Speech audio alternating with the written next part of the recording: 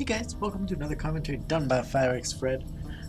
Today we're going to be having a pretty awesome PvP match here on Xel'naga Caverns. In the Xel'naga Caverns we're not technically in them. I mean, they're over here.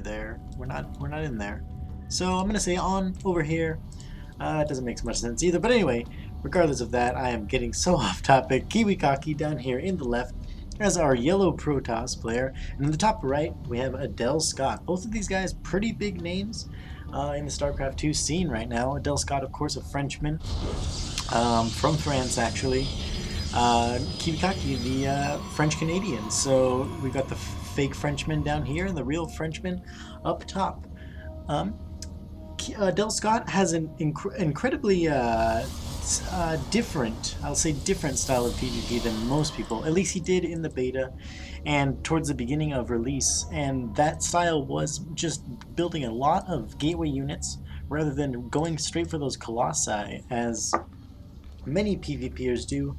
Oftentimes we see PvP just as a basically 4-gate into get as many colossus as you can sort of matchup, and that makes it a little bit boring. But let's see how everything goes down in this game. And by the way, both of them almost on the exact same build. A little bit of a difference in the probes, but those gateways both did go down at 12, and I believe this gas went down at 14. That is very, very standard stuff for both of these people, almost mirrored on this production tab. I love to look at those production tabs when it is mirror matchups like this. The pylon did go down a little bit earlier for Adelscott. I don't think that's actually necessary, but you know, whatevs. And we're probably going to see two cybernetics cores coming down. We do see the cybernetics core from Kiwi coming down right here, right in front of my face, and a little bit of a delayed one for Adelscott. So he's probably going to have a couple more workers, and he does have one more worker, about a half of more worker. I'll call that a half a worker.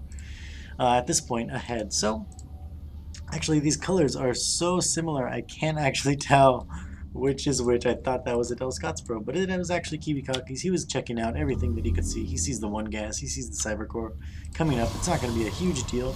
And a pylon is going down from Adelscott in KiWiKaKi's mineral line. That is just such a pain to deal with. These two probes are actually stuck. Wow, I've never seen that. That's kind of crazy. Actually stuck there. Let's see if we can see any disparity in the mining, and a little bit, yeah, actually you can tell that that's actually really affecting KiWiKaKi quite a bit. So I like that coming in from Adelscott. Sort of an interesting little move there. I'm almost positive there's a name for this pylon they had in Brood War when you put it in your opponent's mineral line, and I cannot remember it right now. I didn't play Brood War very much. I mean, I played like fastest possible maps, but I was a total noob. And we also see another pylon going down there for Adelscott, as well as this Zealot just running in and getting a couple kills. Stalkers actually just don't kill Zealots apparently. Zealot just ran in, got a couple, 2 kills I believe, and ran out. And one of the implications of that actually is that any sort of 4 warp gate is going to be much slowed down, allowing Adelscott to really get these gateways out a lot later than KiWiKaKi. But of course KiWiKaKi was chrono boosting this cybernetics core out, this warp gate research out.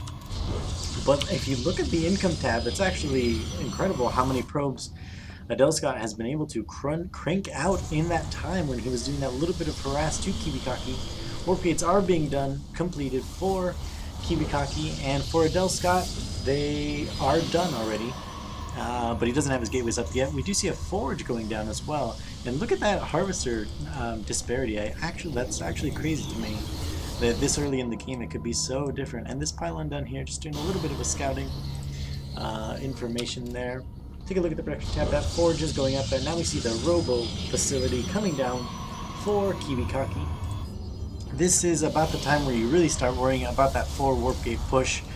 Around the 6 minutes and 30 to 7 minutes mark, and we do see a very quick +1. That forge finishes and the +1 goes down immediately for Adelscott, so he knows exactly what he is doing in this build. Meanwhile, back at the home of KiWiKaKi, we do see that sentry. He's going to be able to block off any sort of force builds that come up, and KiWiKaKi actually blocking himself in here. I believe he's completely blocked in there.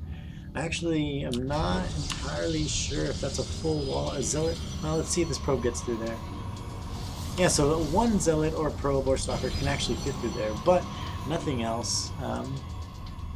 Twilight Council is coming down for Adelscott, so he's going for a very quick +1, and then we're going to see what he's going to want to do with that Twilight Council, be it DTs. Of course, with this build, I think he's probably a little bit scared of DTs, as he does have this cannon down here, and he isn't getting a robo at this point, so that is definitely a big fear, but making up for it with that cannon. Let's take a look at the income tab again, and KiWiKaKi was able to catch up a little bit in that harvester count, and this robotics bay is almost done for KiWiKaKi. Adelscott, meanwhile, is actually only on 3 bases, with this blink being chrono boosted out, and he got supply blocked because probably this pylon, yep, that pylon was taken out. And meanwhile, a little probe scout coming over here for KiWiKaKi, as well as an observer. Gonna poke and see what Adelscott is doing. Nothing really surprising though. He's probably gonna see that blink being researched though, and maybe get out a few more immortals before that first Colossus. Right now Adelscott just pushing across. Let's take a look at the army tabs. A little bit. Adelscott actually with a much bigger army. He did have a little bit of a probe advantage in the beginning, and KiWiKaKi was chrono boosting out probes most likely, thus having the smaller army just by a little bit. That blink is almost definitely done by now, just finished right now. So Adelscott might be able to send those zealots up, get vision on the high ground, and just blink up. But awaiting him are 2 immortals and a couple of zealots and sentries, and that is not something you want to see when you have gone for some sort of blink stalker build. Immortals are just something you definitely don't want to see. And now KiWiKaKi being forced to break down his own gateway. It's going to set him back just a little bit. He actually just took the shields out, and 6 of its actual life, and he's going to let those shields regenerate. And a Twilight Council of his own going down. He probably did see the blink from Adelscott, so oftentimes it is very nice to counter blink with blink, so that your opponent's units just can't run away. And we do see a Nexus coming down for Adelscott in sort of a weird position, probably because he knows that KiWiKaKi is going to be scouting this base, as KiWiKaKi is doing just like that. Way to prove me really smart right there. And those immortals just doing so much damage to these blink stalkers, almost killing them before they can even blink away. But we do see ground armor level 1 coming down, as well as the blink coming out from this Twilight Council over on KiWiKaKi's end. And we do see another immortal getting pumped out, and Colossus are probably on their way at some point. This Robo Bay has actually been just a paperweight at this point. A little bit of Adelscott moving probes, maybe trying to... I'm not sure what was going on there actually. Why those probes are... Oh, maybe he just didn't want to see the probe. He didn't want KiWiKaKi to see the probe transfer, as that would definitely give away that there is a base over here. As far as I know, KiWiKaKi has absolutely no vision of this base right now. Still poking in with that pesky little probe over there. And at this point, he thinks that Adelscott is just on 1 base, going for a little bit of a contain. So at this point, he's just building a ton of units. And if we take a look at the income tab, actually pretty even on harvesters, but there is a big disparity in the actual income, as one of our players, Adelscott, is on 2 bases, and KiWiKaKi, of course, only on 1. Probably going to push out right now and expand. Yeah, he does put down that expansion. A little bit of units kind of everywhere for Adelscott. I actually love the vision that Adelscott has right now. He has this entire half just covered with his own units, and taking out a stalker there for free, always good to do that, and taking out another something over there. Meanwhile, if we take a look at the vision of KiWiKaKi, it's just so pitiful right now. He barely has any vision at all, even having those observers out. So, actually, did that observer get taken out by the... No kills for that pylon, for that cannon.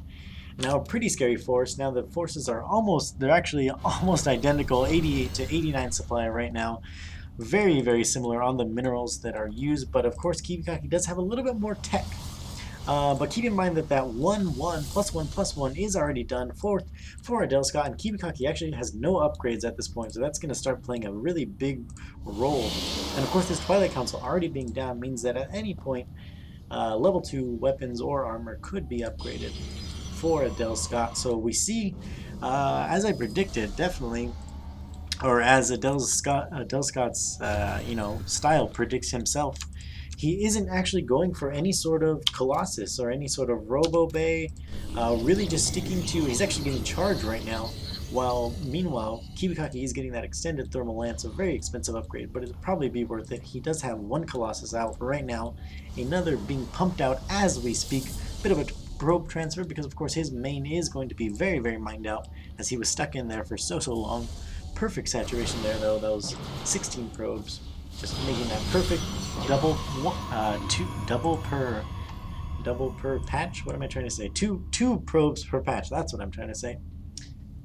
And ground weapons level 2 coming out for Adelscott. He's probably going to wait for that before doing any sort of push, if he decides to push at all. Let's take another look at the army tab, and we see that Adelscott was able to just skyrocket above his opponent. We saw that they were so close, around 88 and 89, and now a full 15, 16, something like that, 20 supply ahead right now for Adelscott, and we do see a big engagement about to come up, and these Zealots are very, very well positioned, and coming in from both sides, those Stalkers blinking, you're going to take out these Colossus, rallied up to take out both of those Colossus. These Colossus aren't doing as much damage as they really want to. They have the kind of convex sort of thing, not what you want. You want an absolute concave, and these Immortals do very little damage to these Zealots, and the Zealots are just chasing them down.